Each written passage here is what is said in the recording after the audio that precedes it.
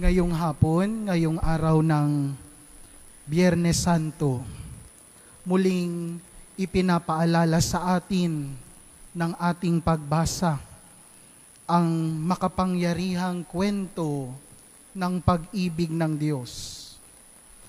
Isang pag-ibig na hindi madali, hindi magaan, ngunit ganap at walang kapalit. At pinagninilayan din natin ang isa sa pinakamalalim at pinakamasakit na bahagi ng ating pananampalataya, ang pagpapakasakit at kamatayan ni Jesus. Sa harap ng krus ay maaari nating itanong, bakit kailangan niya itong pagdaanan? Bakit siya nagpakasakit para sa atin? Ang sagot ay malinaw. Dahil sa mata ng Diyos, tayo ay mahalaga at may halaga. Hindi dahil sa ating kabutihan, kundi dahil sa kanyang pag-ibig para sa atin. Sa mahabang salaysay ni San Juan sa ating ebanghelyo, nakita natin si Jesus na inaresto, pinagtaksilan, nilitis, hinamak, pinarusahan, pinako sa krus, at namatay.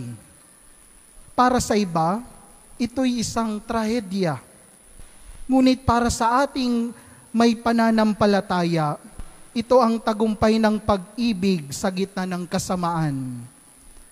Ang krus ay hindi na simbolo ng kahihiyan, kundi ng katapatan at kaligtasan.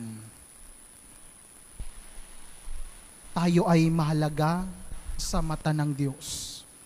At isipin na lang natin na kahit na tayong lahat ay makasalanan, madalas tumiwalag, paulit-ulit nagkakasala, hindi tayo iniwan ng Diyos. Hindi tayo isinuko ni Jesus. Sa halip pinili niyang daanan ng landas ng hirap, pagtitiis at kamatayan. Hindi dahil obligado siya, hindi dahil pinapagawa sa kanya, kundi dahil pinili niya tayong mahalin.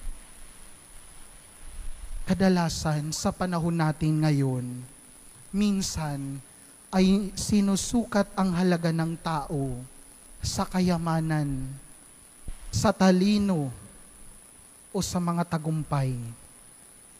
Pero para sa Diyos, sapat na ang ikaw ay ikaw. Minamahal, mahalaga, at karapat-dapat maligtas. Sa lugar ng Getsemani, alam ni Jesus ang kahihinatnan. Ngunit pwede naman siyang tumakas. Ngunit hindi niya ginawa ito. Hindi dahil mahina siya, kundi dahil mahal niya tayo. Tayo kaya? Dahil pag minsan, kapag mahirap na ang magmahal, kapag nasasaktan na tayo, nananatili pa rin ba tayo? Gaano kadalas natin iniwan ng tama dahil madali ang mali? Ang pagmamahal ni Jesus para sa atin, ang pagmamahal ng Diyos ay hindi lang sinabi, hindi lang salita, ipinadama niya.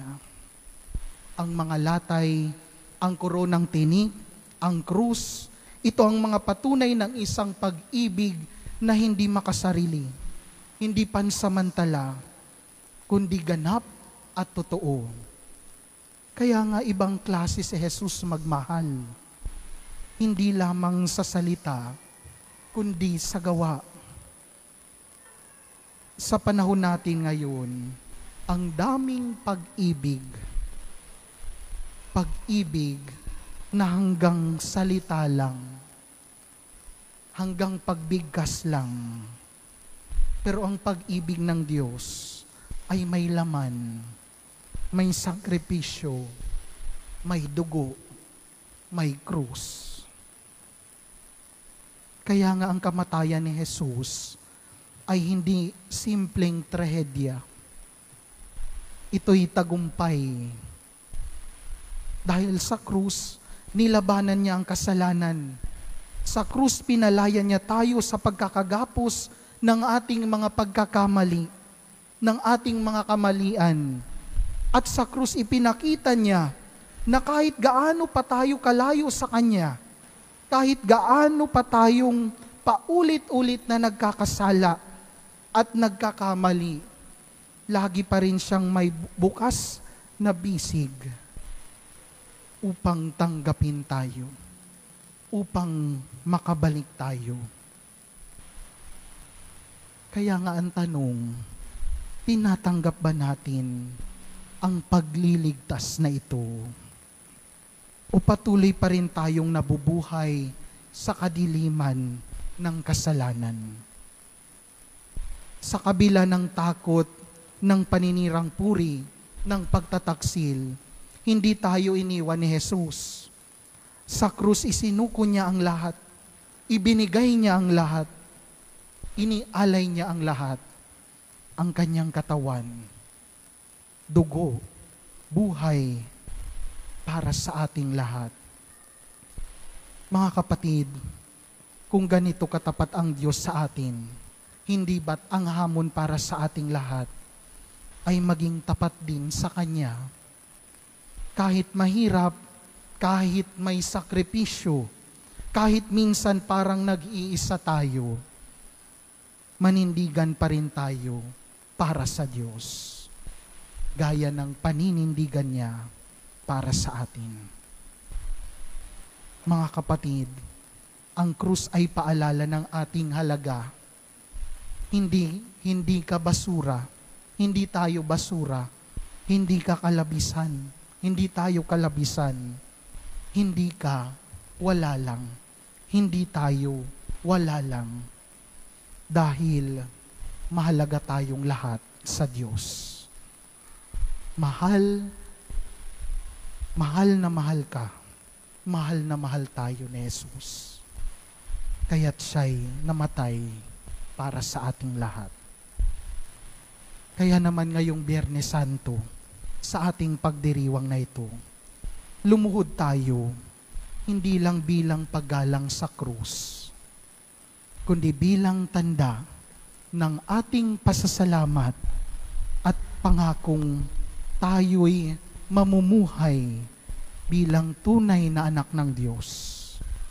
May pananampalataya, may kabutihan, at may pusong marunong magmahal, gaya ng pagmamahal ni Jesus. Amen.